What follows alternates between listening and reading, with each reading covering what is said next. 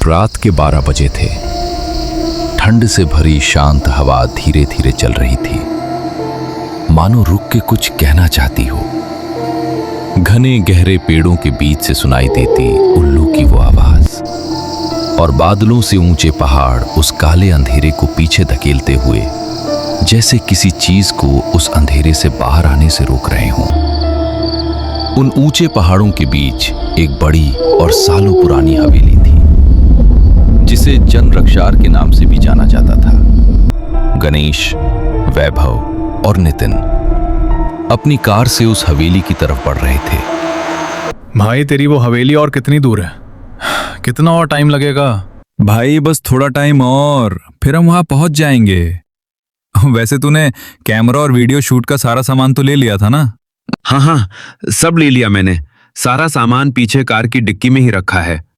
लेकिन भाई, हम वहां रुकेंगे कहाँ? हमें सारा काम रात को ही खत्म करना है और सुबह वापस शहर के लिए निकलना है। रात को वहां जाना सही है?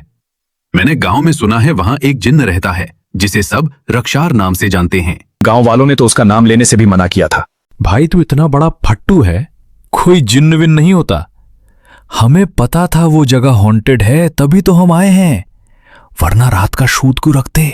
और वैसे भी जिन्न हुआ तो मैं उसे अपनी बोतल में कैद कर लूंगा। तभी उनकी कार बंद पड़ जाती है।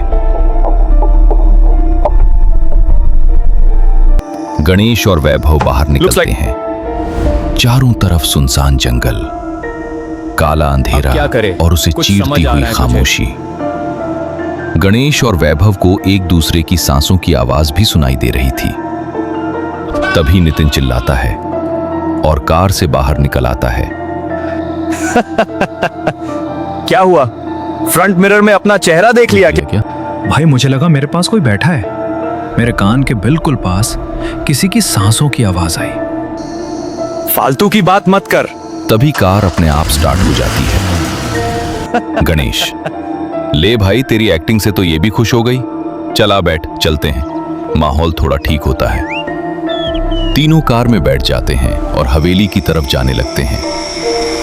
कुछ ही समय बाद वो तीनों हवेली के सामने पहुंच जाते हैं। कार वहीं रोकते हैं और बाहर निकल जाते हैं। जैसे ही वो कार से बाहर आते हैं, उन्हें बहुत तेज ठंड का एहसास होता है। तीनों का शरीर मानो कांपने लगता है।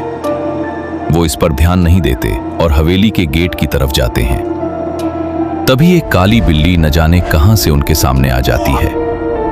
तीनों डर जाते हैं। चारों तरफ सिर्फ खामोशी। भाई देखा? तीनों के चेहरे फीके पड़ जाते हैं। जाओ, यहाँ जाना सही नहीं। बिल्ली उनकी तरफ देखती है और हवेली के अंदर चली जाती है।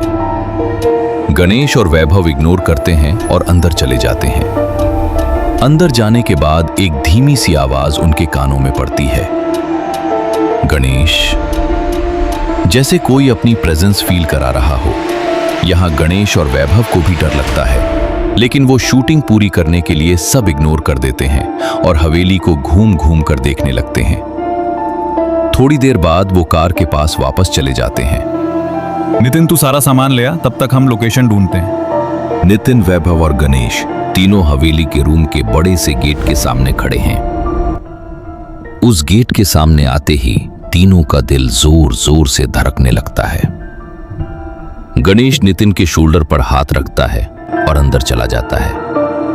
पीछे पीछे नितिन और वैभव भी अंदर चले जाते हैं। जैसे ही वो तीनों अंदर जाते हैं, नितिन फिर चिल्ला उठता है। भाई वहां लाल रंग की आंखें चमक रही हैं। रूम के उस कॉर्नर में देखो। गणेश और वैभव रूम के कॉर्नर में देखते हैं। तीनों का शरीर वहीं जम जाता है, मानो उनके शरीर से रूह पहले निकलकर भाग गई हो। वो सांस लेने की हिम्मत भी नहीं कर पा रहे थे। तभी रूम की शांति एक भयानक गुर्राहट से टूट जाती है। उस आवाज में गुस्सा साफ दिख रहा था, मानो वो उन्हें वहीं जिंदा दफना देगा। अंधेरे से वो लाल रंग की आंखें और पास आती महसूस होती हैं।